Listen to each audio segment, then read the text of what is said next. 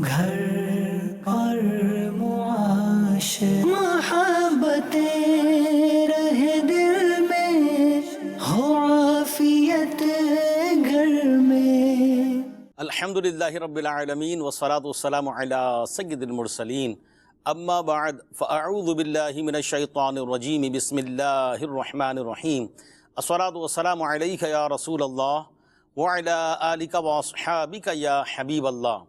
الصلاة والسلام علیک یا نبی اللہ وعلی آلک واصحابک یا نور اللہ۔ میرے مدنی چینل کے ناظرین، آج ہمارے پروگرام میں دعوت اسلامی کی مرکزی مجلس شورا کے رکن حاجی عبدالحبیب عطاری صاحب موجود ہیں۔ السلام علیکم ورحمۃ اللہ وبرکاتہ۔ عبدالحبیب بھائی خیریت سے ہیں؟ الحمدللہ، آپ ٹھیک ہے؟ خیریت سے؟ الحمدللہ ماشاءاللہ، مرحبا۔ ماشاءاللہ۔ درود پاک کی ایک فضیلت عرض کرتا ہوں۔ ایک دفعہ یہودیوں کے گروہ کے پاس ایک سائل نے آ کر سوال کیا، انہوں نے مذاق کے طور پر، عذرائے مذاق، تو انہوں نے اس سائل کو مولا مشکل کشا علی المرتضیٰ کرم اللہ وجہ الکریم کے پاس بھیج دیا۔ بظاہر اس وقت ان کے ہاتھ میں کوئی ایسی چیز نہیں تھی جو دے سکیں، تو سائل آیا اور مولا علی کرم اللہ وجہ الکریم سے سوال کیا، مانگنے لگا۔ آپ اپنی مومنانہ فراست سے بھانپ گئے کہ یہ یہودیوں کی ایک شرارت ہے۔ آپ نے اس سائل سے کہا کہ اپنی مٹھی بند کریں، اور مولا علی کرم اللہ وجہ الکریم نے 10 بار درود پاک پڑھ کر اس مٹھی پہ دم کیا اور کہا کہ جا کر ان کے سامنے کھولنا۔ وہ سائل جب یہودیوں کے پاس گیا اور جا کر وہ مٹھی کھولی تو اس مٹھی میں 10 درہم نکلے۔ مولا علی کرم اللہ وجہ الکریم کی یہ کرامت دیکھ کر کئی یہودی اس وقت جو وہاں موجود تھے دائرہ اسلام میں داخل ہو گئے۔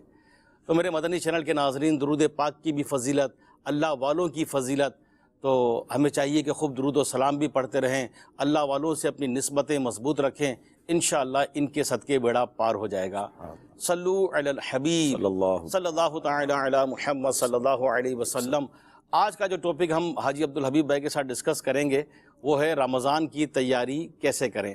جب رمضان آتا ہے تو دل میں خوشی ہوتی ہے کہ یہ ماہ قرآن بھی ہے، یہ مغفرت کا مہینہ بھی ہے، جہنم سے آزادی کا بھی ہے، اور کیا ہی رمضان کی برکتیں ہیں۔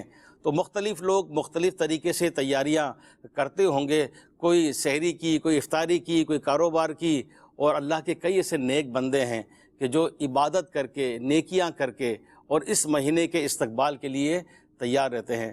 تو عبدالحبیب بھائی، رمضان کی تیاری کیسے کریں؟ جی ماشاءاللہ، بہت اہم ٹاپک ہے، اور سچی بات یہ ہے جیسا مہمان ویسی تیاری۔ کیا بات ہے۔ ہمارے گھر میں کوئی نارمل آدمی آتا ہے تو ہم نارمل تیاری کرتے ہیں، اور ایک ایسا مہمان ہوتا ہے کہ جس کی ایک تو خواہش ہوتی ہے وہ آ جائے گھر پہ، اور جب پتہ چل جائے، اس کی ڈیٹ پتہ چل جائے کہ وہ آ رہا ہے، تو ہم اس حساب سے گھر بھی صاف کرتے ہیں۔ بعض اوقات آپ نے دیکھا ہوگا کہ اتنی خوشی ہوتی ہے کہ لوگ گھر میں رنگ کروا دیتے ہیں کہ بھائی وہ آ رہے ہیں، فلاں آ رہے ہیں، اور جن کے لیے بڑی تمنا تھی کہ وہ ہمارے گھر آ جائیں، پورا گھر صاف ہوتا ہے، دھلتا ہے، پھر کھانے کی تیاری ہوتی ہے، بہت کچھ چیزیں غور کی جاتی ہیں۔ جس دن وہ آنے والا ہوتا ہے خوشی کے مارے نیند نہیں آتی، جیسی اس سے ریلیشن، جیسے اس سے محبت۔ ماہ رمضان یقیناً یہ گناہ گاروں کی گویا میں سمجھتا ہوں عید ہے، اور کیوں نہ ہو، کیونکہ جو احادیث کے ذریعے ہمیں رمضان کی پہلے اہمیت بتائی گئی ہے کہ رمضان وہ ہے کہ جس میں نفل کا ثواب فرض کے برابر، فرض کا ثواب 70 گنا، روزہ دار کے لیے عرش اٹھانے والے فرشتے دعائیں مغفرت کرتے ہیں، روزہ دار کے لیے افطار تک سمندروں کی مچھلیاں دعائیں مغفرت کر رہی ہیں۔ اچھا، پھر روزانہ افطار کے وقت 10 لاکھ گناہ گار بخشے جا رہے ہیں۔ پہلا عشرہ عشرہ رحمت، دوسرا عشرہ عشرہ مغفرت، پھر عشرہ جہنم سے آزادی کا عشرہ، اور پھر فرمایا کہ ایک رات ایسی ہے جو 1000 مہینوں سے بہتر ہے۔ تو مطلب روزانہ رات جو ہے وہ اللہ کی رحمتوں کی صدائیں لگ رہی ہیں، اور جنت کے دروازے کھل جاتے ہیں، دوزخ کے دروازے بند ہو جاتے ہیں، شیطان کو قید کر دیا جاتا ہے۔ یعنی جو ہمارا سب سے بڑا اینیمی ہے، سب سے بڑا دشمن ہے، وہ قید ہوتا ہے۔ اٹ مینس کہ مغفرت کے سارے جو ہے نا وہ اسباب وہ ایک ساتھ جمع ہو جاتے ہیں۔ پیارے آقا علیہ الصلوۃ والسلام کی ایک حدیث ہی رمضان کو سمجھانے کے لیے کافی ہے کہ میرے آقا علیہ الصلوۃ والسلام فرماتے ہیں کہ میری امت کو پتہ ہوتا کہ رمضان کیا ہے تو وہ تمنا کرتے کہ سارا سال رمضان۔ تو اس سے اندازہ کر لیں کہ کیوں خوشی نہ ہو، اور اگر واقعی کسی کو کوئی ایکسائٹمنٹ نہیں ہے تو شاید اس کو اپنے دل کا علاج کرانا چاہیے۔ ایک مسلمان ہونے کی حیثیت سے سمجھ لیں، ہمیں تو ایسا فیل ہوتا ہے کہ ایک بار پھر مغفرت کا بہانہ آ گیا ہے، ایک بار پھر بخشش کی کوئی صورت بننے جا رہی ہے۔ مولا علی شیر خدا کرم اللہ تعالی وجہ الکریم کے بھی آپ نے ایک روایت سنائی، کیا کمال کا آپ کا فرمان ہے. آپ فرماتے ہیں اگر اس امت کو اللہ کریم کو عذاب دینا مقصود ہوتا تو اسے رمضان اور سورہ اخلاص نہ عطا فرماتا. اٹ مینز اللہ یہ جہنم سے بچانے کے لیے آ رہا ہے. اچھا اب پہلے تو جب تک آپ کے سامنے سینیریو یا اہمیت نہیں ہوگی آپ ایسی تیاری نہیں کریں گے. تو میں نے چند باتیں کی، ورنہ تو فضائل رمضان اتنے ہیں کہ ہم 2 گھنٹے تک بیان کرتے رہے. ماشاءاللہ پوری کتاب امیر علیہ سنت نے ہمیں فیضان رمضان عطا فرمائی ہے. تو پہلے تو ایک احساس ہو جائے. اچھا پھر یہ رکے گا نہیں، یہ بھی پتہ ہے کہ ہر سال رمضان آتا ہے وہ چلا جاتا ہے. اچھا ایسا ہوتا نا کہ رمضان آیا جس کو لینا لے لو، جو نہیں لے سکا کوئی بات نہیں، ایسا بھی نہیں ہے. نبی پاک کی ایک وہ حدیث ہے جو آمین کہی تھی میرے آقا نے، جبریل امین کی دعا اور نبی پاک کی آمین، جو ڈر جانے کے لیے کافی ہے. جبریل امین نے دعا کی تھی کہ یا اللہ جو رمضان پالے اور اپنی مغفرت نہ کروا سکے وہ ہلاک و برباد ہو جائے. اور کونین کے والی صلی اللہ تعالیٰ علیہ وسلم نے اس پہ دعا فرمائی ہے. اٹ مینز دعا تو اب قبول ہونی ہے. اب میں نے اور آپ نے سوچنا ہے کہ رمضان میں اگر مغفرت نہ ہوئی تو کیا ہوگا. تو جب یہ فکر آ جائے گی نا، یہ خیال آ جائے گا، تو پھر پریپریشن کا ہم سوال اب آتا ہے. اب رہی بات کہ تیاری کیسے کریں، اس کے ظاہر کئی فیز ہیں. بہت اچھی آپ نے انٹروڈکشن میں بات کہی کہ واقعی کچھ لوگ تیاری کر رہے ہیں، کچھ اپنا اسٹاک جمع کر رہے ہیں، کچھ جناب وہ سٹورز بھر رہے ہیں کہ یار کمانے کا ٹائم آ جائے گا، کھانے پینے کی اشیاء مہنگی ہو جائیں گی، یہ کپڑے والے درزی ہو گئے، سب اپنی پریپریشن میں ہیں. کچھ اللہ کے نیک بندے ہیں جو عبادت کی تیاری کر رہے ہیں. تو ہم تو مسلمان ہیں نا، ہمیں یہ دیکھنا ہے کہ نبی پاک رمضان کیسے گزارتے، صحابہ رمضان کیسے گزارتے. سبحان اللہ. بی بی عائشہ صدیقہ رضی اللہ تعالی عنہا فرماتی ہیں کہ جب رمضان آتا تھا نبی پاک کے چہرے مبارک کا رنگ متغیر ہو جاتا تھا، رنگ تبدیل ہو جاتا تھا. آپ بستر پر کم آتے تھے، آپ دعاؤں میں وقت زیادہ گزارتے تھے. پیارے آقا کے رقت انگیز دعائیں ہوا کرتی تھی. اب وہ آقا کے جن کے صدقے ہمیں رمضان ملا ہے، وہ رمضان میں اتنا فکر کریں، اتنی دعائیں کریں، کم آرام کریں. اب ہمارا رمضان کیسا ہونا چاہیے؟ صحابہ کرام کی بات کریں، اولیاء کرام کی بات کریں، تو آپ کا رمضان یا پریپریشن آف رمضان کی بات کریں کہ کئی بزرگوں کی ہم نے سیرت میں پڑھا کہ وہ شعبان میں کام کاج اپنا کم کرنا شروع کر دیتے تھے، لینا دینا ختم کر دیتے، قرضے دینے تو دے دیتے، لینے تو لے لیتے. ایون یہاں تک کہ جو قاضی وغیرہ ہوتے تھے اپنے مقدمے بھی جلدی نپٹا دیتے تاکہ مینٹلی طور پہ فری ہو کے رمضان میں عبادت کریں. اب ہم سب جتنے ناظرین مجھے سن رہے ہیں، ہم دیکھیں کہ ہماری کوئی تیاری چل رہی ہے کہ یار یہ والا کام اب بس نپٹا لو، سمیٹ لو. اب رمضان تو قرآن پڑھوں گا نا، رمضان میں روزے بھی رکھنے ہیں، رمضان میں تراویح بھی پڑھنی ہے، رمضان میں زیادہ عبادت کرنی ہے. تو ہمیں اس طرح کرنا ہے. کام چلتے رہیں گے علی بھائی، یہ یاد رکھیے ناظرین کہ کام بھی چلتے رہیں گے، گھومنا پھرنا، کھانا پینا، یہ سب سارا سال چلتا رہے گا. رمضان اپنی صحت کا خیال رکھ کے ہمیں جو ہے وہ عبادت کے لیے اپنے آپ کو پریپیئر کرنا چاہیے. بلکہ میں تو یہاں ایک مشورہ دوں گا کہ آپ نے دیکھا ہوگا جن کی شادی قریب ہوتی ہے نا، جی وہ اپنی صحت کا بہت خیال رکھتے ہیں. گھر والے بھی کہہ رہے ہوتے ہیں بھائی کھانے پینے میں احتیاط کرنا، شادی والے دن بیمار نہیں پڑ جانا. تو کاش یہ بھی ذہن بن جائے کہ یار اب رہ گئے 1 ہفتہ 10 دن، میں کھانے پینے میں بھی احتیاط شروع کر دوں، میں اپنی صحت کا بھی خیال رکھوں. مجھے پورے روزے رکھنے ہیں، مجھے پوری تراویح پڑھنی ہے، میرے پیروں میں بھی طاقت رہے، میری صحت بھی ٹھیک رہے، میں زیادہ درود پاک پڑھوں گا، میں زیادہ تلاوت کروں گا. ابھی سے یعنی آپ اپنے اندر ایک فیلنگ پیدا کر لیں. مدنی مذاکرے میں ہم تھے، یعنی امیر اہل سنت کی جو ایکسائٹمنٹ ہے، امیر اہل سنت کی ایک چیز ہوگا نا، وہ ایک جستجو ہے. آپ دیکھیں 5 7 10 منٹ بات کرتے تھے، پھر دعا کرتے تھے اللہم بلغنا رمضان بالصحت وعافیہ. ایک کمال کی دعا ہے کہ اللہ رمضان سے ملا دے مگر صحت اور عافیت کے ساتھ، رمضان ملے اور بستر پہ نہ ملے.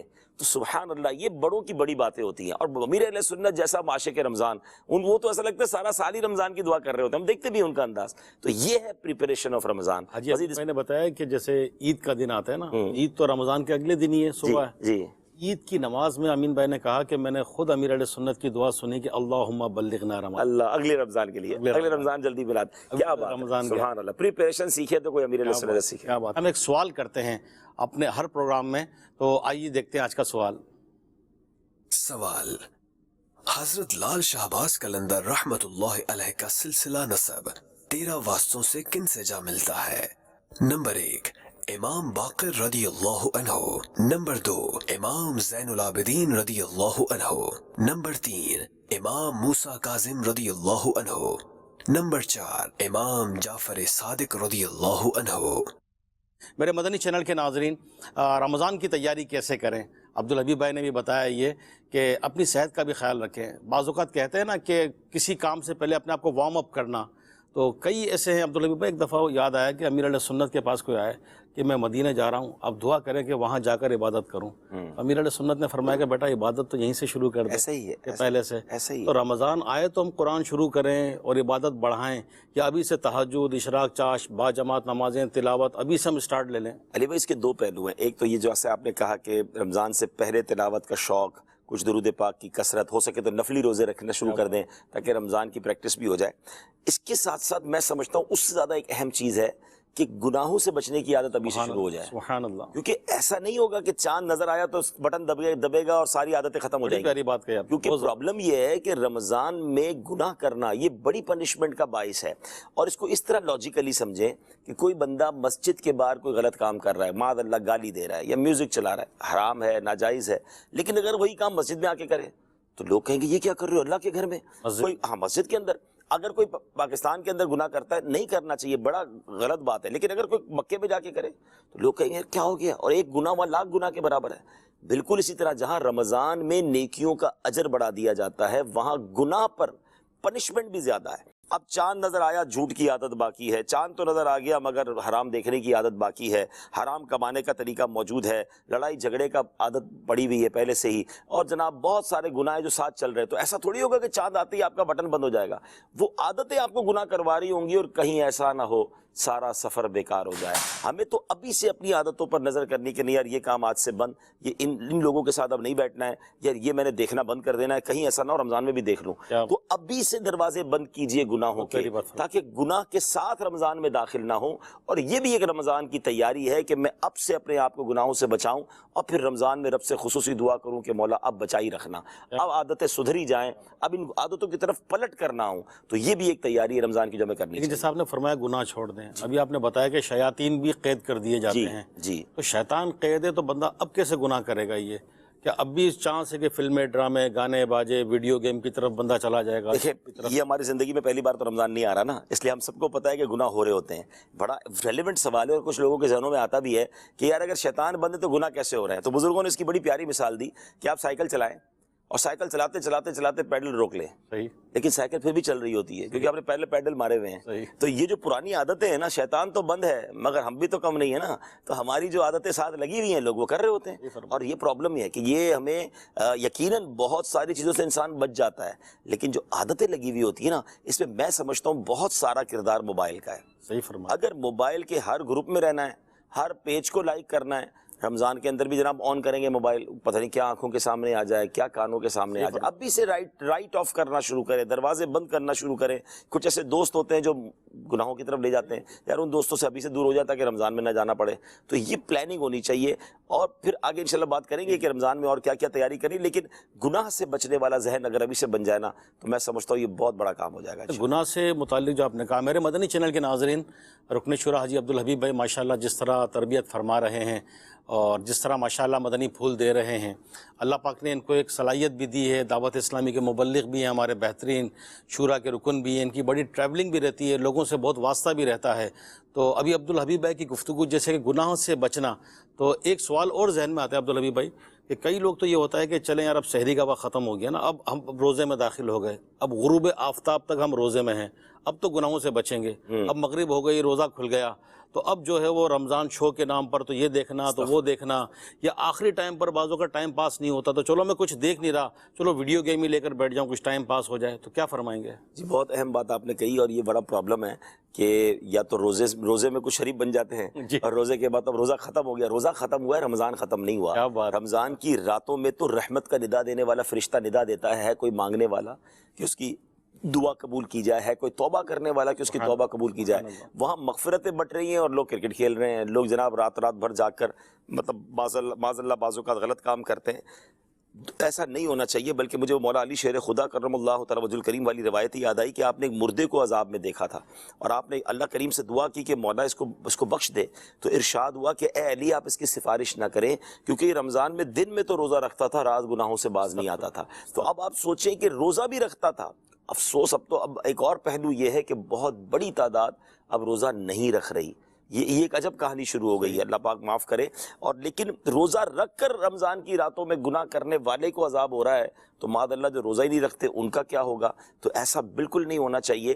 راتیں یہ عبادت کے لیے آئی ہیں، نہیں عبادت کر سکتے تو آرام کر لیں۔ عشاء جماعت سے پڑھ کر فجر جماعت سے کوئی پڑھے تو اسے ساری رات عبادت کا ثواب ملتا ہے۔ وہاں ایک ٹارگٹ میں سمجھتا ہوں ہم اپنا بٹھا لینا کہ میں نے رمضان میں ایک بھی گناہ نہیں کرنا۔ واہ، نیکی کی طرف ابھی فی الحال بعد میں آتے ہیں۔ آپ نے جب گناہ کا دروازہ بند کیا نا، نیکیوں کے دروازے خود ہی کھل جائیں گے، کیونکہ جب آپ فلم نہیں دیکھ رہے، آپ ویڈیو گیم نہیں کھیل رہے، آپ حرام کاموں کی طرف نہیں جا رہے، تو جو ٹائم بچے گا اس میں آپ کو درود پڑھ لیں گے، کچھ تلاوت کر لیں گے۔ میں کہتا ہوں اگر کچھ نہیں کرنا مدنی چینل ہی دیکھنا شروع کر دیں، علم دین سیکھنا مل رہا ہوگا، کہیں تلاوت چل رہی ہوگی، کبھی نعت شریف آ رہی ہوگی، کبھی دعا ہو رہی ہوگی۔ اگر رمضان مدنی چینل کے ساتھ گزار لے تو بہت ساری عبادتوں کا موقع مل جائے گا۔ علم دین سیکھنے سے بھی یہ بھی افضل عبادتوں میں سے ایک عبادت ہے۔ امیر اہل سنت 2 بار مدنی مذاکرہ فرما رہے ہوں گے، تزکیہ نفس ہو رہا ہوگا۔ تو رمضان میں ایک ٹارگٹ میں سمجھتا ہوں، اگر آج کے سلسلے کا ایک ہی میسج ہم سارے لے لینا کہ بس میں نے کچھ بھی ہو جائے ایک بھی گناہ نہیں کرنا ہے، واہ، یہ ٹارگٹ میرا رمضان میں ہو جائے، آپ دیکھیں آپ کا رمضان ہی نرالا ہو جائے گا۔ کیا بات ہے انشاءاللہ۔ میرے مدنی چینل کے ناظرین، حاجی عبدالحبیب بھائی جو فرما رہے ہیں کہ گناہ نہیں کرنا، یہ بھی رمضان کے آنے کی تیاری، پہلے سے اپنے آپ کو پریپیئر کر لیں، ذہن بنا لیں کہ گناہ نہیں کرنا۔ عبدالحبیب بھائی کی بات سے مجھے حاجی زمزم اتاری رحمۃ اللہ تعالیٰ علیہ کی ایک بات یاد آئی۔ یہ فرماتے تھے کہ کئی ایسے مستحب کام ہیں، امر مستحب ہیں، کر لیں تو ثواب ہے، نہ کریں تو گناہ نہیں۔ تو فرماتے ہیں کہ امر مستحب اگر نہ کریں تو چلیں ثواب نہیں ملا، لیکن ایک گناہ صغیرہ، چھوٹا گناہ بھی اگر کریں گے تو کل بروز قیامت یہ پکڑ کروا سکتا ہے۔ اور رمضان میں جس طرح نیکیوں کا اجر بڑھ جاتا ہے تو گناہوں کی پکڑ بھی شدید ہوتی ہے۔ بڑی پیاری بات عبدالحبیب بھائی نے فرمائی کہ سب سے پہلے اپنا یہ ذہن بنا لیں کہ میں نے گناہ نہیں کرنا، اپنا وقت فضول برباد نہیں کرنا، سوشل میڈیا پہ فالتو ٹائم نہیں دینا، ایسی گیدرنگ ایسی جگہ پر نہیں جانا کہ جس سے میرا وقت برباد ہو، میں گناہوں میں پڑوں، فضولیات میں پڑوں، کہیں ایسا نہ ہو کہ یہ سارا سفر بیکار ہو جائے۔ رمضان آتا ہے، 11 مہینے بعد آتا ہے، اللہ کا مہمان ہے، 1 ماہ کے لیے آتا ہے، بخشش اور مغفرت کے پروانے لے کر آتا ہے، جنت سارا سال سجائی جاتی ہے رمضان کے لیے۔ تو رمضان آ رہا ہے، اس کا استقبال کیجئے۔ عبدالحبیب بھائی، اپنے صحت کا بھی فرمایا، اور ماشاءاللہ آپ کی بھی ٹریولنگ رہتی ہے۔ اب کئی لوگ کہتے ہیں روزہ رکھ کے بیمار پڑ گئے۔ روزہ کے بارے میں تو حدیث پاک ہے جس کا مضمون ہے کہ روزہ رکھو صحت مند ہو جاؤ گے، صوموا تصحوا، تو روزہ رکھو صحت مند ہو جاؤ گے۔ تو اس میں تو بالکل ہمیں ایمان ہونا چاہیے، عقیدہ ہونا چاہیے۔ ہم بیمار ہوتے ہیں اپنے ہاتھوں، روزے سے نہیں ہوتے۔ ہاں، اصل میں وہی والی بات ہے، سحری میں اس لیے زیادہ کھانا ہے کہ روزہ سارا دن بھوکا رہنا ہے، افطاری میں زیادہ اس لیے کھانا ہے پورا دن بھوکا رہا تھا، اور رات کو 2-3 بار اس لیے کھانا ہے کہ کل پھر روزہ رکھنا ہے۔ کئی لوگ تو وہ ہیں جن کا رمضان میں وزن بڑھ جاتا ہے، ارے بھائی 30 دن روزے رکھ کے پھر وزن کیسے بڑھ گیا؟ تو وہ عام دنوں سے زیادہ کھاتے ہیں۔ اچھا، تھوڑے ٹائم میں زیادہ کھاتے ہیں، پورے دن میں ویسے ہم 3 بار کھانا کھاتے ہیں نا، تو وہ ہوتا کیا ہے کہ مغرب سے لے کر فجر میں 5 بار کھا رہے ہیں۔ کم وقت میں جب آپ زیادہ کھا رہے ہوتے تو obviously نہ پیٹ کو اتنا ٹائم دیا آپ نے، اور آپ کے ہاضمہ بھی پرابلم کرتا ہے، بیماری اس لیے ہوتی ہے۔ کبھی بھی بھوکا رہنے سے بیماری نہیں ہوتی، بلکہ آپ اگر آج کی تھیوری پڑھیں، میں تھوڑے دنوں پہلے ڈاکٹر کے پاس گیا تھا کسی کام سے، تو انہوں نے کہا کہ اب دنیا نے بہت تحقیق کے بعد، اس کا ایک نام بھول گیا میں، کہ وہ اس ایک بھوک کا نام لائے ہیں، وہ کہ بھائی اتنے گھنٹوں والی بھوک جو ہے نا اس کے عادی بن جائے، خاص طور پر جو شوگر کے پیشنٹ ہیں یا جن کو بلڈ پریشر ہے یا کولیسٹرول ہے، تو وہ گھنٹے آپ گنے نا تو وہ اتنے ہی بنتے، 15-16 گھنٹے کی بھوک اگر دن میں لے لیں تو آپ کی صحت بہتر ہو جائے گی، آپ کی شوگر بھی بہتر ہو جائے گی۔ تو نفلی روزے رکھ لیں بھائی۔ کچھ لوگ میں نے دیکھا، میں ایک بندے سے ملا جو 16 گھنٹے کی بھوک لیتا تھا، تو میں نے اس کو سمجھایا کہ آپ روز روزہ رکھیں۔ اس کو بعد میں سمجھ آئی کہ بات تو صحیح ہے، ثواب بھی ملے گا، اس نے نفلی روزے رکھنے شروع کر دیے، اس کا ٹائم بھی پورا ہو جاتا تھا اور اس کا وہ فارمولا بھی پورا ہوتا تھا۔ تو الحمدللہ سائنس آج پروف کر رہی ہے ساری عبادتوں کو کہ وہ برکت والی ہیں۔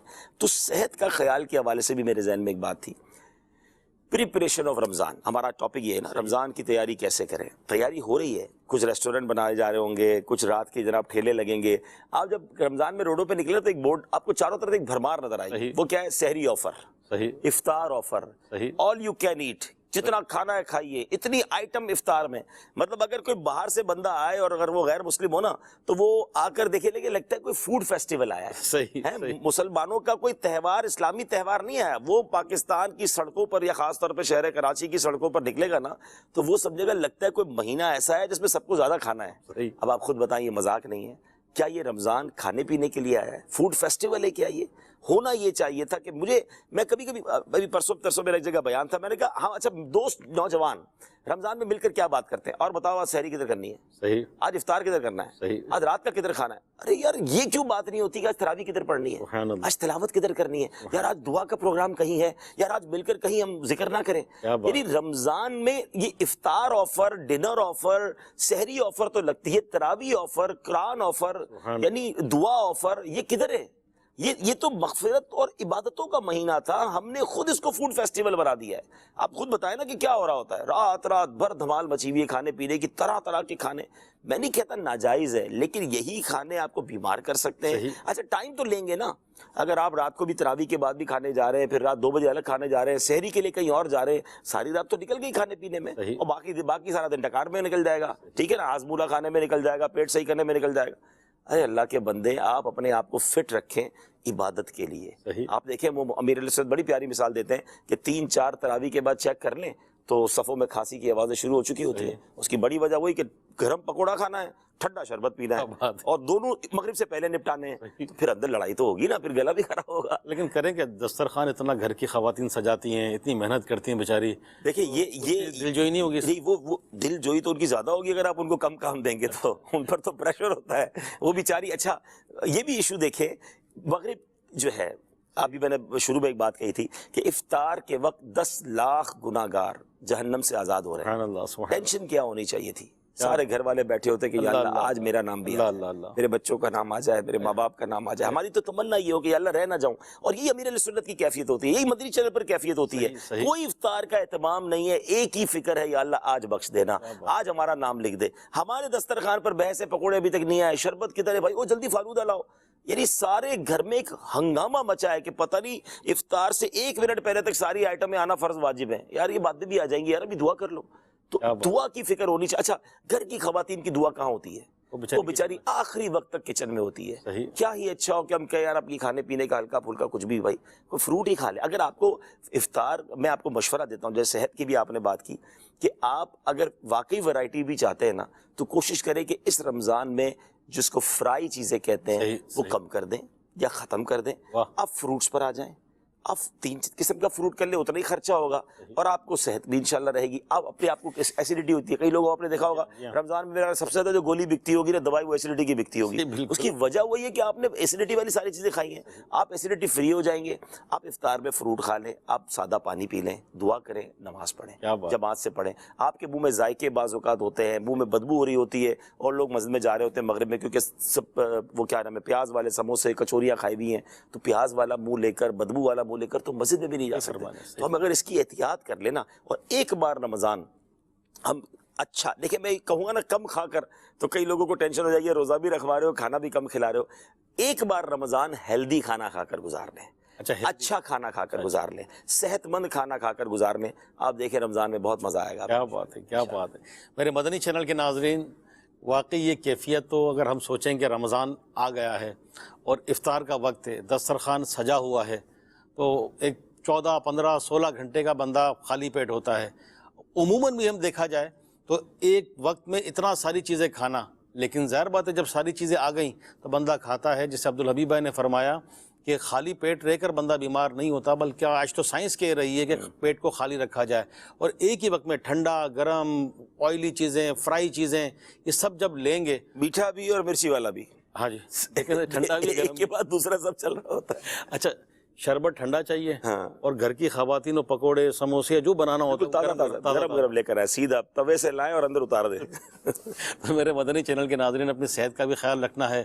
اور سحری میں بھی یہ ہوتا ہے کہ آخری وقت کرنا ہے, اور کچھ پراٹھے اور اس طرح کی چیزیں کھانی ہے. عبدالحبیب بھائی کراچی میں تو شاید رجحان ہے کہ نہیں ہے, اب تو میں نے دیکھا کہ بڑی احتیاط کرتے ہیں, لیکن کئی لوگوں کا ہوتا ہے کہ پراٹھے کھائے جائیں سحری میں, ہاں, تاکہ وہ جو ہے نا دیر تک رہیں گے تو وہ جو ہے نا ہضم جلدی نہیں ہوں گے, بھوک نہیں لگے گی. نہیں, میں امیر علیہ سنت کا ایک جملہ سیکھا تھا, اور کیا کمال کا جملہ ہے. بڑوں کی بڑی باتیں ہوتی ہیں کہ دسترخوان پر ہی صحت بنتی ہے, دسترخوان پر ہی صحت بگڑتی ہے. بس یہ جملہ یاد رکھنا, دوبارہ بتائیں. بڑا دسترخوان پر ہی صحت بنتی ہے, اچھا, دسترخوان پر ہی صحت بگڑتی ہے. بس آپ اس کو دیکھ لیں کہ آپ نے کیا کھانا ہے, کھائیں مگر ڈر ڈر کر کھائیں, چیک کر کے کھائیں, غور کر کے کھائیں, جو آیا وہ مت کھا لیں. پیٹ آپ کا ہے، صحت آپ کی ہے، دسترخوان بے شک کسی کا ہے، اگر آپ کسی کے دسترخوان پر بھی ہیں تو سب کھانا واجب نہیں ہے، تو آپ سلیکٹ کر لیں کہ میں نے یار یہ چیزیں کھانی ہے جو مجھے نقصان نہیں دیں گی۔ ایک اور چلے آسان کر دیتا ہوں فارمولہ، جو میں کوشش کر رہا ہوں، اللہ کرے میں اس پر پورا ہو جاؤں، کہ زیادہ وہ کھائیں جو براہ راست، تو سب اللہ نے بنایا ہے، سب اللہ کی عطا ہے، مگر جس کو آسان کہہ لیں کہ ان پروسیس فوڈ زیادہ کھائیں، پروسیس فوڈ کم کھائیں، یا وہ کھائیں جو اللہ نے بنایا ہے زیادہ وہ کھائیں، بندوں نے جس میں آمیزش کی ہے وہ کھانا تھوڑا کم کھائیں۔ تو اگر آپ اپنی خوراک کا پورا نہیں کر سکتے 50% تو کر لیں۔ آپ دیکھیں آپ کی طبیعت ہری بھری ہو جائے گی۔ 50% آپ وہ کھائیں گے جس میں کسی بندے نے کوئی کاریگری نہیں کی ہے، جس میں آپ سلاد کھا لیں، جس میں آپ فروٹ کھا لیں، جس میں آپ نٹس کھا لیں، وہ کھا لیں جس میں کسی نے کوئی ملایا نہیں، سیدھا وہ آ گیا، ٹھیک ہے۔ ان پروسیس فوڈ، دنیا آ گئی آرگینک فوڈ پر، اچھا آپ دہی لے لیں، آپ دودھ لے لیں، ٹھیک ہے، یہ ڈائریکٹ ہے۔ اچھا اب میں آپ کو ایک اور بات کروں، دنیا نے آج بتایا ہے، اب نبی پاک کی سیرت اٹھا لیں صلی اللہ تعالیٰ علیہ وسلم، پیارے آقا کی خوراک دیکھ لیں، کیا بات ہے، تقریباً ان پروسیس فوڈ ہیں، واہ، تقریباً دودھ، زیتون، کھجور، تربوز، آپ نبی پاک بہت کم۔ اچھا پیارے آقا علیہ السلام کی جو ہم دیکھیں نا، اگر کیا نام ہے صلی اللہ تعالیٰ علیہ وسلم گھرانہ اقدس کی، کاشانہ اقدس کی باتیں، تو ہم نے پڑھا کئی دن تک چولہا نہیں جلتا تھا۔ اللہ اس کا مطلب کیا تھا؟ ان پروسیس فوڈ زیادہ تھا، بغیر پکی ہوئی چیزیں زیادہ نبی پاک کے استعمال میں تھی، اور وہی آج سائنس کہتی ہے۔ بلکہ آپ نے بھی ایک جملہ کہا نا کہ اسلامی بہنوں کی دل جوئی ہوگی، آپ ان کو کچن سے باہر نکالیں، ان کو کہیں آپ بھی قرآن پڑھیں اور کم کچن میں وقت گزاریں۔ میں ایک بہت بات شاید عجیب لگے گی، 60 سال کے ایک امریکن سے ملا، مسلمان تھے ہمارے ماشاءاللہ، مدینہ شریف میں ملاقات ہوئی۔ علی بھائی وہ ہم سب سے زیادہ جوان تھے، یعنی وہ آپ ان کو دوڑا لیں، آپ ان کو بھگا لیں، وہ اتنا فٹ۔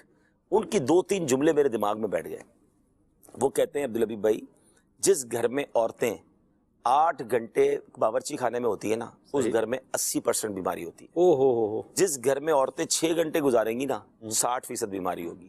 جس گھر میں روز 2 گھنٹے عورتیں کچن میں گزاریں گی، وہاں 20% بیماری ہوگی۔ تو میں نے کہا آپ تو لگتا ہے عورتوں کے نمائندے ہیں، ان کو کچن سے نکالنا چاہتے ہیں۔ تو کہا آپ ان پروسیس فوڈ کی طرف آ جائیں۔ پھر انہوں نے مجھے یہ بات کہی کہ آپ مذہبی آدمی ہیں نا، آپ نبی پاک کی سیرت بتائیے، ان کے گھر میں کتنے دن چولہا جلتا تھا۔ میں غور کرنے لگ گیا، پیارے آقا کی خوراک کیا تھی؟ سنت میں تو عظمت ہی ہے نا، اور نبی پاک کی سنت سے زیادہ صحت مند چیز کون سی ہوگی؟ پھر میں غور کرتا رہا کہ in process food, organic food, آج دنیا میں بڑے بڑے سٹور بن رہے ہیں کہ یار کھانا وہ کھاؤ جو ان پروسیس ہے، آپ صحت مند رہیں گے۔ اچھا اب شوگر کا مریض، اب جس کو شوگر ہے، وہ اس کے سامنے جب مٹھائی رکھ دے جی تو بڑا چاہتا ہے، لیکن اگر وہ ذہن بنا لے کہ یہ کیلا میرا رسگلہ ہے، یہ جو ہے وہ جو گرما ہے یہ میری رس ملائی ہے، اور یہ والا جو ہے نا سیب جو ہے یہ سمجھ لے میرا جناب فلاں دوسری مٹھائی ہے، تو وہ مٹھائی کو چھوڑ کر اس کو انجوائے کرے۔ میٹھا بھی ہے، نفسیاتی اثر ہو گیا، مقصد ذہن بنا لے کہ یہ میری مٹھاس یہ ہے نا، اور آپ کو میٹھے کی طلب بھی پوری کر رہا ہے وہ فروٹ، اور آپ کو نقصان بھی نہیں پہنچا رہا کیونکہ آرگینک ہے، اللہ کی طرف سے ہے۔ تو یہ میں نے بہت پھر اس پر کام کیا، میں نے اس پر غور کیا کہ جتنی ان پروسیس فوڈ ہے نا وہ نقصان نہیں پہنچاتی ہے، وہ آپ کو صحت مند بھی رکھتی ہے، پیٹ بھی بھر جاتا ہے۔ تو اگر اس رمضان میں اپنا شیڈول ہی یہ بنا لیں کہ میں نے زیادہ ان پروسیس فوڈ کھانا ہے، تو انشاءاللہ آپ کی طبیعت دیکھیں ہری بھری۔ کیا بات ہے۔ میرے مدنی چینل کے ناظرین، عبدالحبیب بھائی کی جو گفتگو ہے، ہمارے پروگرام کا ٹائم بھی جو ہے وہ چلتا چلا جا رہا ہے، کیونکہ عبدالحبیب بھائی جہاں ہوں وہاں ٹائم کا پتہ ہی نہیں چلتا۔ عبدالحبیب بھائی نے جو فرمایا کہ ڈر کے کھائیں، اس وقت میرے ذہن میں آیا کہ ڈٹ کے نہ کھائیں، اور واقعی جو ہے وہ یہ گھر کی خواتین بھی ریلیکس ہو جائیں گی۔ جیسے رمضان کی تیاری کیسے کریں، عبدالحبیب بھائی نے سٹارٹ میں فرمایا کہ گھر میں کوئی بہت بڑا مہمان آ رہا ہے، صفائیاں ہو رہی ہیں، یہ کام ہو رہے ہیں، وہ کام ہو رہے ہیں، تو اسی طریقے سے کھانے پینے کی بھی تیاریاں ہوتی ہیں۔ تو کھانے پینے کے بجائے کوئی ایسا جدول اگر آپ بتائیں کہ اسلامی بہنیں بھی، کیونکہ بعض اوقات ان کو یہ ٹینشن ہوتا ہے گھر کے مرد بچے، تو اس دفعہ یہ تھوڑا سا ان کو ایسا کوئی آپ اسکیجول دیں کہ سموسے اور سموسوں کی پٹیاں اور اس کا سامان بنا کے رکھتی ہیں، یا تو کم کریں یا اس دفعہ تو ہمت کر لیں کہ نہیں اس دفعہ تو فروٹ پہ گزارا کرنا ہے۔ دیکھیں یہ صرف اگر اسلامی بہنیں اعلان کر دیں گی تو گھر میں ناراضگی نہ ہو جائے، پہلے تو گھر کے مرد یہ فیصلہ کرے نا، کیونکہ وہ بیچاریاں تو ان کی تابع ہوتی ہے نا، کہ وہ یہ کہہ دیں کہ ہم نے یوں سمجھ لیں، میں یہ نہیں کہتا 100% جو اس کو ہماری میموری میں تلن کہتے ہیں، آپ کے یہاں وہ کیا تلی ہوئی چیزیں، جو بھی تلی ہوئی فرائیڈ چیزیں نا، کم از کم یہ تو آج اعلان کر دینا کہ یار اس کو 50% کر دیں، کہ جتنا آپ بناتے تھے نا 3 آئٹم میں نہیں بھائی ایک ہوگی, ایک بھی سب اگر سموسے ہے تو ایک ایک کھائیں گے بھائی, تاکہ اگر وہ ڈائریکٹلی 0 کر دیں گے تو مجھ سے ناراض نہ ہو جائے نا, تو 50% کر دیں. اچھا یہ گھر کا کوئی سربراہ کہے گا یا مرد کہیں گے تو عورتوں کو ریلیف ملے گا. عورتیں خود کہیں گے کہ تمہیں ویسے ہی کام نہیں کرنا تھا, عبدالحبیب بھائی کا بہانہ بنا کے جو ہے نا تم نے کچن سے باہر آ گئی ہو. تو یہ گھر کی میٹنگ ہونی چاہیے اور یہ ہماری صحت کے لیے اچھا. ہم مشاورت سے طے کریں کہ یار کھانے پینے پر اس بار توجہ کم دینی ہے اور جو ہے وہ عبادت پر توجہ دی جائے. ایک بار علی بھائی مطلب خیر بتانا تو نہیں چاہیے, چلے میں اس کو کسی اور پیرائے میں بتاتا ہوں. ایک بار مجھے پتا چلا کہ مسجد نبوی شریف میں اعتکاف جو لوگ کرتے ہیں نا 2 قسم کے لوگ ہیں, اور بڑی تعداد میں, اب دوبارہ شاید اس بار اعتکاف ہوگا, کہ ایک تعداد تو وہ ہے جو مسجد کے گیٹ سے باہر آ کر جہاں کھانے کی اجازت ہے وہاں آ کر کھانا کھاتی ہے اور کھانا آتا ہے اور طرح طرح کے کھانے آتے ہیں. کیا بات ہے. مگر کچھ لوگوں کو دیکھا گیا جو 10 دن مسجد نبوی شریف سے باہر نکلتے ہی نہیں. سبحان اللہ. تو میں نے غور کیا وہ کھاتے کیا ہیں, اندر تو کھانا اجازت نہیں ہے. علی بھائی 10 دن تک وہ کھجور, دہی اور روٹی جو وہ افطار میں ملتا ہے نا, بس وہی. ایک ہمارے اسلامی بھائی نے بالکل ویسے ہی پورا رمضان 10 دن گزارے. میں نے ان سے پوچھا کہ یار آپ نے کیسے گزار لیا؟ کہہ رہے عبدالحبیب بھائی آپ کو اندازہ نہیں ہے میرا حال کیا رہا, میرا وضو ہی نہیں ٹوٹتا تھا پورا دن, اتنا میں ریلیکس رہتا تھا, اتنی مجھے عبادت میں ذوق آیا, نہ ایسیڈیٹی. اب جو دہی کھا رہا ہے اور روٹی لے رہا ہے اور کھجور, کہہ رہے پورے 10 دن میں نے اس پہ گزارے. اور وہ اکیلے نہیں تھے, میں نے خود دیکھا ہزاروں سینکڑوں لوگ وہ ہوتے ہیں جو مسجد نبوی شریف کی اس باؤنڈری سے باہر نہیں نکلتے, اور جب باہر نہیں نکلتے تو اندر کھانا آ نہیں سکتا, تو وہ اسی میں گزارتے, زمزم شریف, کھجور اور دہی. میں نے کہا یہ بھی تو رمضان ہے نا یار, آپ بتائیں کتنا ریلیکس رہے گا وہ آدمی. ہم بعض اوقات سمجھتے ہیں کہ جب تک یہ 50 آئٹمیں کھائیں گے نہیں ہمارے روزہ نہیں پورا ہوگا, ایسا کچھ بھی نہیں. بڑی پیاری بات فرمائی. اور آپ جب فرما رہے ہیں تو مدینے کا دسترخوان کا تصور, کیسا تصور آ گیا, دسترخوان ہے وہاں کا, وہی ان کا روزہ تھا, بس وہی ان کی افطاری, وہی ان کا کھانا تھا. کیا بات ہے. میرے مدنی چینل کے ناظرین, ہمارے ساتھ عبدالحبیب بھائی ہیں, کالز بھی کچھ ہیں تو کچھ کالز لیتے ہیں.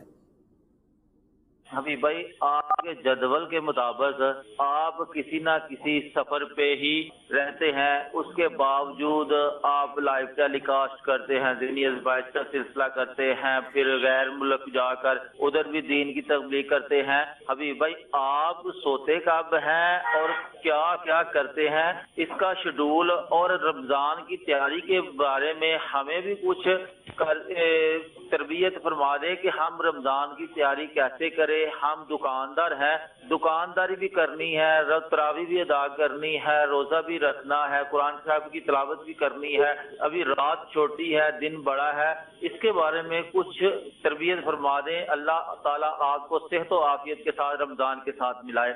آمین آمین یا رب العالمین. جی بالکل میں سوتا ہوں جناب, لیکن یہ کہ آرام ضروری ہے. یہ جو لوگ کہتے ہیں نا کہ یار میں, یہ کوئی کمال نہیں ہے. اگر آپ کم سوتے ہیں تو آپ اپنے آپ کو خود تکلیف میں ڈال رہے ہیں. ایٹ لیسٹ 7 گھنٹے آپ روزانہ ضرور سوئیں. 1-2 دن ضرور ایسے آ جاتے ہیں کہ بندہ سفر میں ہے یا کوئی ایمرجنسی ہو گئی ہے تو وہ الگ بات ہے, ورنہ اگر آپ 7 گھنٹے نہیں سوئیں گے تو اس کا آپ کے صحت پر بھی اثر پڑے گا, آپ کے مزاج پر بھی اثر پڑے گا. آپ ہو سکتا ہے چڑچڑے ہو جائیں گے, آپ لڑنا شروع کر دیں گے, کیونکہ انسان ہے, ہماری نیڈ ہے, تو اس پہ کمپرومائز نہ کیا کریں. اور اس میں کوئی جس کو کہتے ہیں نا کہ وہ بڑی بات نہیں کہ میں کم سوتا ہوں. آپ کم سو کر غلط کام کریں گے, زیادہ پراپر سوئیں گے تو اچھا کام کر سکیں گے. 7 گھنٹے آپ بستر کو دیں, آرام کریں. اب آگے دوسری بات کہ دکاندار کیا کرے رمضان کے لیے. تو دیکھیں دکاندار ہو یا کاروباری شخص ہو یا جاب کرنے والا ہو, پہلے ذہن بنا لے کہ رمضان دکانداری کے لیے نہیں آیا, رمضان میرے دیگر کاموں کے لیے نہیں آیا. جو ضروری ہے میں کر لوں, لیکن کسی طرح کم وقت دوں دنیا کے کاموں کو, زیادہ وقت دوں اپنی آخرت کو. جب آپ کا ٹارگٹ یہ ہوگا نا, تو آپ مثال کے طور پہ دکاندار ہے, دکاندار بھی چاہے تو پورا دن عبادت میں تو روزہ رکھ کے گزر رہا ہوگا, ساری نمازیں باجماعت پڑھے, جب دیکھا گاہک نہیں ہے تو تسبیحات میں لے لے, قرآن شریف پڑھنا شروع کر دے, کلمہ پاک پڑھنا شروع کر دے, تھوڑا اور موقع ملا تو یاسین شریف پڑھنا شروع کر دے. آپ کے ذہن میں ٹارگٹ ہو. امیر اہل سنت نے کیا خوبصورت اعلان کیا ہے, کیا کمال کی ہستی ہیں, چند جملوں میں قوم کو کام پہ لگا دیتے ہیں. آپ نے فرمایا ممتاز ہے وہ شخص جس نے 3 قرآن پڑھنے. آپ لوگ ابھی سے پلان کر رہے ہیں کہ 3 قرآن پڑھنے تو 30 دن ہے, 30 دن ہے تو روز کے 3 پارے پڑھنے, تب جا کے 3 قرآن ہو گئے, ہر عشرے میں 1 قرآن. تو اب 3 پارے 3.5 پارے روز پڑھنے, تو اب آپ پلان کر لیں کہ ہر نماز کے بعد اگر میں آدھا قرآن پڑھوں تو 5 نمازوں میں 2.5 قرآن ہو جائیں گے, تو یار رات کو 1 پڑھ لوں گا پورا تو میرے 3 پورے ہو جائیں گے. تو اپنی پلاننگ لے کے چلے. رمضان میں زیادہ نیکیاں کرنے کے لیے تھوڑی سی پلاننگ کریں, ایک پیپر پہ اپنا دن لکھیں, اپنے کام لکھیں اور اپنا شیڈول بنا لیں. کیونکہ مسئلہ یہ ہے کہ وہ کہتے ہیں نا فارغ وقت ہوگا تو گناہ کریں گے نا. میں ایک جملہ بڑا بار بار کہتا ہوں لیکن مجھے ہے بڑا پسند وہ جملہ. اب یہ پچھلے دنوں ایک شخصیت سے ملنے گیا, وہ ڈپریشن میں تھے, بہت سوچ رہے تھے, حالانکہ اللہ کا دیا سب کچھ تھا. تو میں نے کہا لگتا ہے فارغ وقت ہے. کہتا ہے ہاں ٹائم بہت ہوتا ہے, سوچتا رہتا ہوں.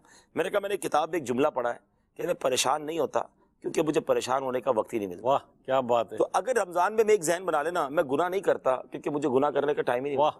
واہ اپنا شیڈول ایسا بنا لوں کہ ٹائم ہی نہ بچے, تھک کر سونے کا ٹائم ہو یا اپنے دنیا کا جو ضروری کام ہے وہ کروں, باقی میرا شیڈول ہی اتنا ٹائٹ ہے. وہ کہتے نہیں کام پورا کرنا ہے بھائی, تلاوت رہ گئی ہے, درود رہ گئے ہیں, ذکر رہ گیا ہے, تسبیح رہ گئی ہے, نفل رہ گئے ہیں. اگر یہ سارا شیڈول آپ کا بنا ہوا ہو تو آپ کے پاس ٹائم ہی نہ ہو تو آپ بیزی رہیں گے. کیا بات ہے, کیا بات ہے. میرے مدنی چینل کے ناظرین اپنا اسکیجول بنائیے, اپنا ٹائم ٹیبل بنائیے کہ جیسے امیر علیہ سنت نے فرمایا کہ 3 قرآن جو مکمل کر لے, کمپلیٹ کر لے, وہ ممتاز, 2 والا بہتر اور ایک والا مناسب, تو 1 والا مناسب. تو اس کو مینیج کر لیں, اور پڑھتے ہیں لوگ پڑھنے والے الحمدللہ. اب تو ایسے بھی لوگ دیکھیں, عبدالحبیب بھائی آپ کی بھی ٹریولنگ رہتی ہے, موبائل میں قرآن پاک ہے, گاڑی میں ہیں, کہیں بیٹھے ہیں, کھولا اور اس کو پڑھنا شروع کر دیا. یہ تو تفسیر پڑھیے, ترجمہ پڑھیے. امام اعظم ابو حنیفہ رحمۃ اللہ تعالی علیہ یہ رمضان میں 61 قرآن پاک مکمل کیا کرتے تھے. 61 ایک دن میں, ایک رات میں اور ایک تراویح میں. عبدالحبیب ان کے لیے بھی تو وہی 24 گھنٹے ہوتے تھے.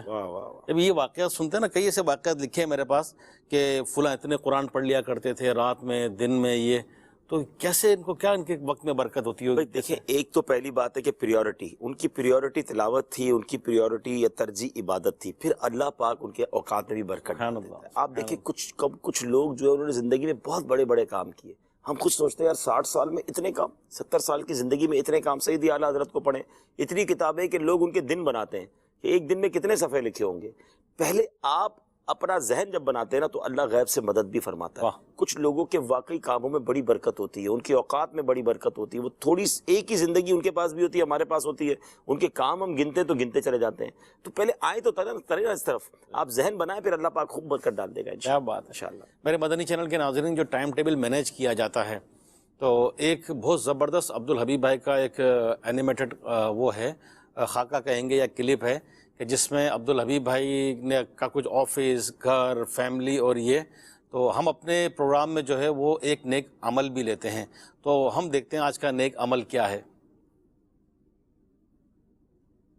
15ویں صدی کی عظیم علمی اور روحانی شخصیت, شیخ طریقت, امیر اہل سنت, بانی دعوت اسلامی, حضرت علامہ مولانا ابو بلال محمد الیاس عطار قادری رضوی دامت برکاتہم العالیہ نے اس پرفتن دور میں نیکیاں کرنے اور گناہوں سے بچنے کے طریقوں پر مشتمل شریعت و طریقت کا جامع مجموعہ 72 نیک اعمال بصورت سوالات عطا فرمائے ہیں. 72 نیک اعمال میں سے ایک نیک عمل یہ ہے, ایک مشت داڑھی رکھنا واجب ہے. آج آپ نے خدا نخواستہ داڑھی منڈانے یا ایک مشت سے گھٹانے کا گناہ تو نہیں کیا. تو نیک عمل کہ داڑھی منڈانا یا ایک مشت سے گھٹانا, تو رمضان کی تیاری یوں بھی ہو سکتی ہے. جیسے عبدالحبیب بھائی نے فرمایا کہ گناہوں کو چھوڑنے کی نیت کر لیں, تو عبدالحبیب بھائی رمضان کا استقبال یہ اس نیک عمل پر, اس سنت پر عمل کر کے بھی کر سکتے ہیں. جی زبردست طریقہ ہے کہ دیکھیں رمضان شریف میں, بلکہ ابھی سے شروع کر دیں. صحیح. اب یہ نیت کر لیں کہ یار آخر رمضان تک میں داڑھی کو ہاتھ نہیں لگاؤں گا. واہ.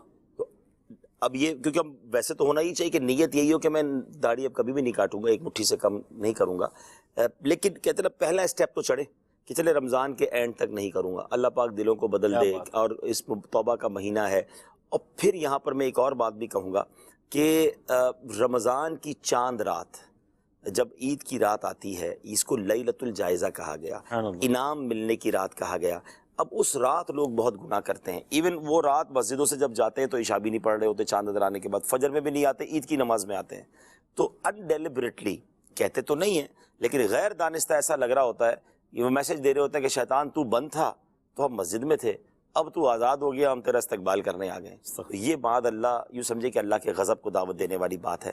تو اس بار یہ بھی ذہن کر بنا لیں کہ رمضان بھی عبادت میں گزاریں گے, عید کی رات بھی دعاؤں میں اور عبادت میں گزاریں گے, اور پھر عید کے دن بھی گناہ نہیں کریں گے, کیونکہ عید کا دن خوشی منانے کے لیے ضرور کہا گیا ہے, کیونکہ وہ عبادت پر, مغفرت کی بشارتوں پر خوشی ہے, نہ کہ خوشی کر کے اللہ کو ناراض کرنا ہے. ایک اور بڑا مسئلہ ہے علی بھائی ہمارا کہ پتہ نہیں کیا ہو گیا ہے, شیطان نے ایسا گیم کیا ہمارے ساتھ کہ جب بھی خوشی منانی ہے نا ایسا لگتا ہے ہم نے اس کے ساتھ شامل کر دیا کہ اس میں اللہ کو ناراض ضرور کرنا. استغفر اللہ. کتنی بڑی بے وقوفی ہے کہ خوشیاں دینے والی ذات رب کی ذات ہے, وہ نعمت دیتا ہے, اسی نعمت کی انجوائمنٹ میں, سیلیبریشن میں ہم اسی کو ناراض کر دیتے ہیں. آپ مجھے کوئی تحفہ دیں گے تو میں شکریہ ادا کروں گا نا, صحیح. نہ کہ تحفہ دیتے ہی آپ کو ناراض کرنا شروع کر دوں گا.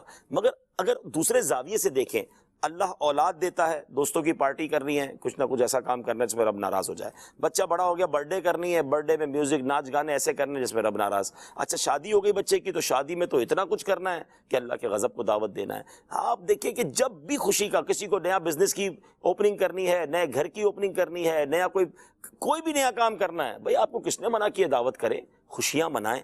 ایک جملہ کہہ دیتا ہوں, اگر یاد کر لیں ناظرین, میں کبھی بھی ایسی خوشی نہیں مناؤں گا کہ جس میں تو راضی رہوں, میرا رب ناراض. اللہ میں زندگی میں ہمیشہ ایسے خوشی مناؤں گا کہ میں بھی راضی, میرے دوست بھی راضی, میرے گھر والے بھی راضی, میرا رب بھی راضی. کیا بات ہے. بس اگر یہ فارمولا بن جائے نا, آپ ہر خوشی سے پہلے یہ پوچھ لیں اپنے آپ سے ہی, یار یہ جو خوشی کرنے جا رہا ہوں اللہ تو ناراض نہیں ہوگا, تو پھر نہیں کرنی ہے. اور خوشی ایسے منا رہا ہوں کہ رب بھی راضی ہے اور میں بھی راضی ہوں, سبحان اللہ, ضرور بنائیے.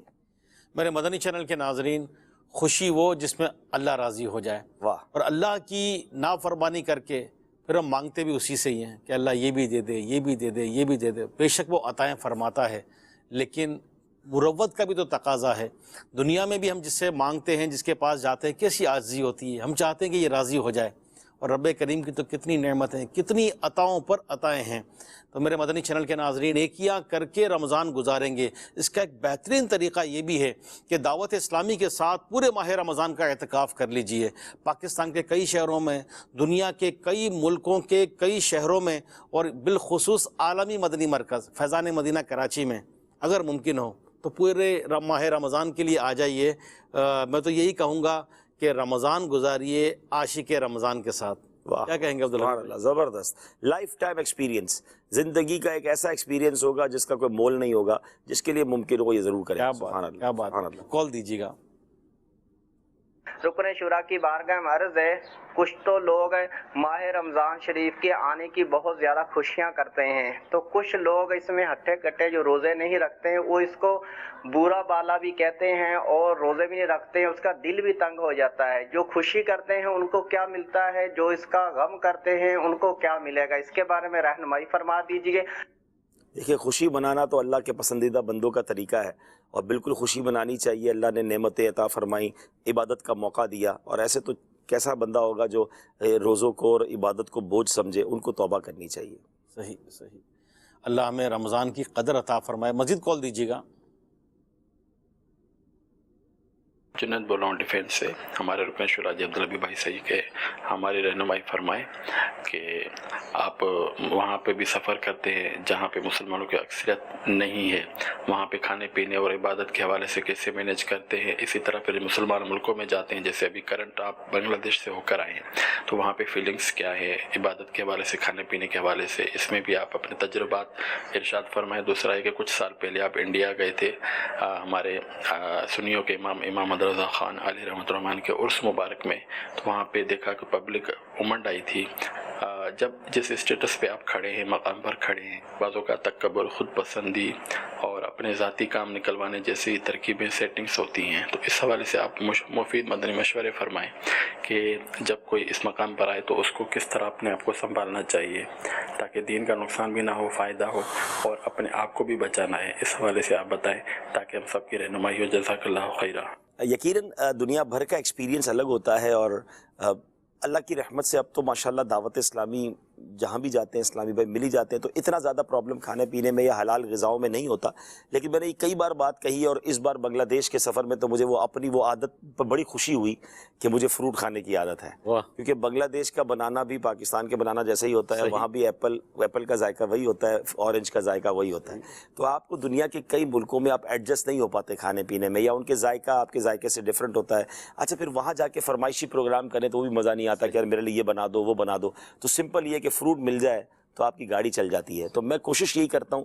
اور وہ آپ نے کہا نا رمضان کی تیاری سے پہلے تو میں نے بہت ساری تیاری سفر کی یہ کی ہوئی ہے کہ میں یہاں بھی فروٹ کھاتا رہتا ہوں, سلاد ہی کھاتا ہوں صبح اٹھنے کے بعد, تو وہ سب جگہ مل جاتا ہے. اور وہ پھر ایسا نہیں لگتا کہ آپ کچھ ہٹ کے کھا رہے, تو آپ عادی رہتے ہیں تو ٹینشن فری ہو جاتے ہیں.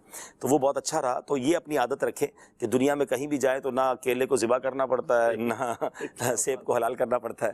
اللہ کی یہ رحمت ہے کہ یہ سب جائز ہے کھانا, تو یہ کوشش کیجئے تو ایڈجسٹ ہو جائیں گے آپ. دوسری بات یہ ہے کہ آپ نے کہا کہ واقعی آپ میرے لیے دعا کریں, اللہ مجھے تکبر, ریاکاری اور ان تمام چیزوں سے محفوظ فرمائے. اور یقیناً جب انسان کو کوئی مقام ملتا ہے, شہرت ملتی ہے, تو شیطان بھی اسی طریقے سے حملہ کرتا ہے. تو میں سمجھتا ہوں کہ دعوت اسلامی کے ماحول میں اگر ہم رہتے ہیں تو کوئی ہے جو ہمیں سکھا رہا ہے, سمجھا رہا ہے. وہ ہمارے نگران شورا ایک جملہ کہتے ہیں کہ امیر علیہ سنت کے پاس جاؤ تو کلف اتر جاتا ہے. تو آپ ایسی تربیت فرماتے ہیں کہ بندے کو لگ پتہ جاتا ہے کہ بھئی اوقات کیا ہے ہماری. اور ماشاءاللہ اللہ پاک امیر علیہ سنت کو سلامت رکھے, دعوت اسلامی کے ماحول کو سلامت رکھے. میں ایک جملہ کہوں گا, بہت ساری جگہوں پر ہمارا بھی جانا ہوتا ہے.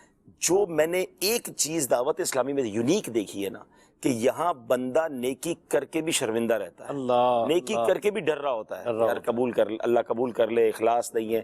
یہ جو کانسیپٹ ہے نا, یہ بہت کم جگہوں پر ہے. یہ امیر علیہ سنت کی برکت ہے کہ اللہ کی رحمت سے ہم دیکھتے ہیں دعوت اسلامی میں ماشاءاللہ ایک سے ایک دین کے کام کرنے والے لوگ ہیں. ایون علماء ہیں, مفتیان کرام ہیں, مگر آپ جب ان کی دعا سن رہے ہوتے ہیں, ان کے ساتھ بیٹھے ہوتے ہیں, تو یا اللہ کچھ نہیں کیا, اخلاص سے آ رہی ہے, مولا قبول فرما لے. یہ اسلاف میں تو ملتا ہے, تصوف میں تو ملتا ہے, مگر پریکٹیکلی آج کے دور میں کم دیکھنے کو ملتا ہے. تو میں تو یہی سمجھوں گا کہ اس ماحول سے جڑے رہیں, تو اگر لیفٹ رائٹ ہونے کا ہوا بھی تو انشاءاللہ اس ماحول کی برکت سے پھر آ جائیں گے سیدھا. کیا بات ہے انشاءاللہ. میرے مدنی چینل کے ناظرین, عبدالحبیب بھائی کا پچھلے دنوں بنگلہ دیش سفر ہوا, اس کی بھی بہت یادیں ہیں. عبدالحبیب بھائی بڑے بنگلہ دیش والے آپ کو یاد کر رہے ہیں.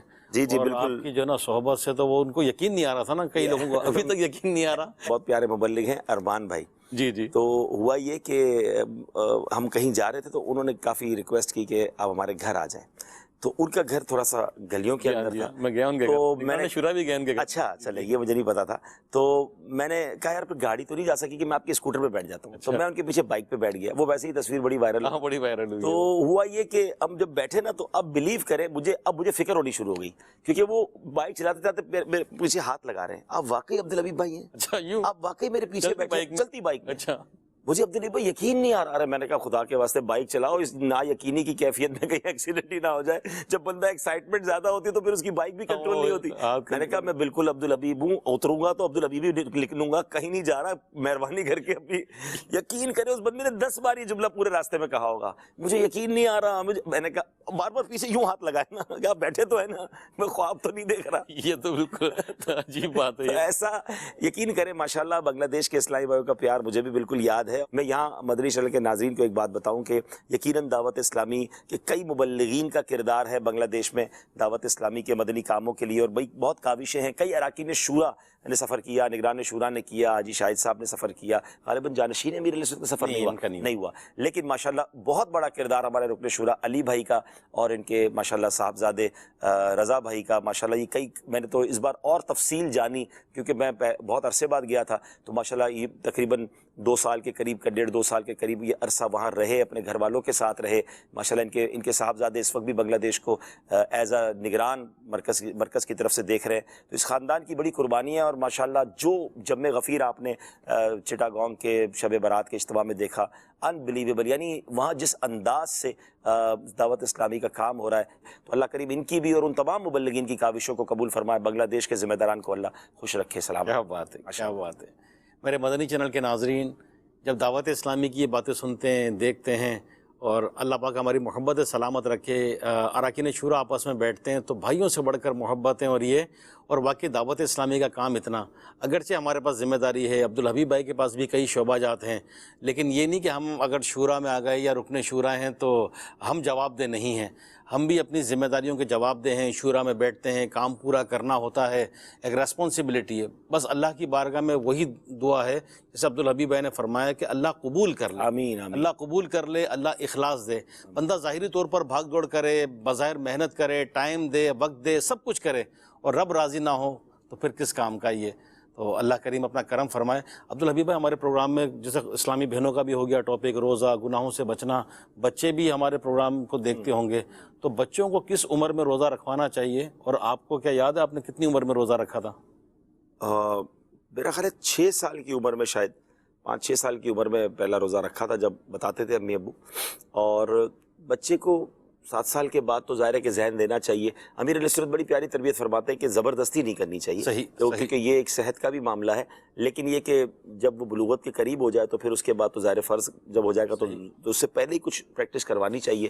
اور نفلی روزوں کی بھی اس کی عادت ہوگی نا تو فرض روزوں کے لیے اور آسان ہو جائے گا. ڈائریکٹ جا کے ہم رمضان میں بعض اوقات روزے رکھوا رہے ہوتے ہیں، تو بچوں کے لیے تو میرا یہ بھی ہے کہ کبھی کبھی جیسے ٹھنڈ کے دن آئے نا ان کو نفلی روزے بھی ٹھنڈ میں رکھوانے چاہیے، تاکہ ان کے اوپر ان کے ذہن میں فیئر جو ہے روزے کا اگر خوف ہے تو وہ ختم ہو جائے، تو پھر انشاءاللہ اللہ نے چاہا وہ چل پڑیں گے. اچھا یہ ہوتا ہے کہ روزہ کچھ ہے، پہلا روزہ زندگی میں کبھی رکھا نہیں اور پہلا ہی رکھوانا ہے، وہ مکمل نہ کر سکا، سب کو دعوت دینی، تو بڑا اچھا مشورہ آپ کا. کیا پہلے وہ نیٹ پریکٹس کرنی جائے فائنل سے پہلے، ٹھیک ہے نا.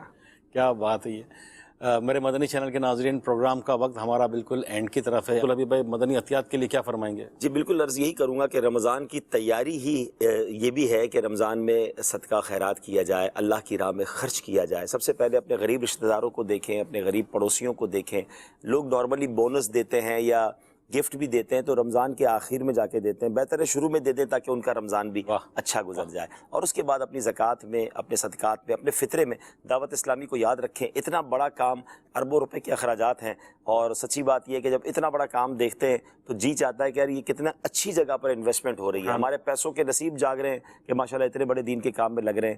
تو ضرور دعوت اسلامی کو عطیات دیں. اور امیر اہل سنت نے خاص طور پر جب FGRF کا ذکر ہو رہا تھا تو جو احتیاطیں بیان کی، تو میں سمجھتا ہوں اس کے بعد تو اور دل مطمئن ہو جانا چاہیے کہ یار جو لیڈر آف دا آرگنائزیشن اپنے کارکنان کو یہ کہہ رہا ہو کہ ایک ایک روپیہ سنبھال کے خرچ کرنا ہے، لوگوں نے پیسہ دے دیا ہے، آپ امین ہیں، تو اور ٹینشن بندے کو ختم ہو جاتی ہے کہ یار میری زکوٰۃ یہاں صحیح انداز میں خرچ ہو جائے گی اور میرا یہ فریضہ ادا ہو جائے گا. تو دل کھول کر دعوت اسلامی کو عطیات دیں، اپنی زکوٰۃ دیں، اپنا فطرہ بھی دیجیے گا اور اپنے دوستوں کو بھی اس کی دعوت دیجیے. کیا بات ہے. الحمدللہ شروع میں ہم نے ایک سوال کیا تھا، یہ دیکھتے ہیں درست جواب کیا ہے. درست جواب امام جعفر صادق رضی اللہ عنہ. کیا بات ہے. عبدالحبیب بھائی، لال شہباز قلندر رحمۃ اللہ تعالی علیہ جی کے بارے میں کیا کہیں گے؟ جی الحمدللہ ہم نے وہاں جا کر سلسلہ بھی کیا تھا، اور فیضان اولیاء ایک پورا پروگرام ہے یوٹیوب پہ، وہ موجود ہے پوری سیرت پر. میں ایک اور ابھی تازہ اعلان آ گیا تو چلے میں نے کہا موقع اچھا ہے تو سر مجھے بھی نیکی مل جائے گی کہ دارالفتاء اہل سنت کی طرف سے فطرے کی رقم جو ہے وہ فائنلائز ہو کر آ گئی ہے. اور اس بار جو گندم کا آٹا یعنی گندم کا جو فطرہ ہوگا وہ 170 روپے ہوگا، جو 560 روپے، کھجور 1600 روپے اور کشمش 2800 روپے.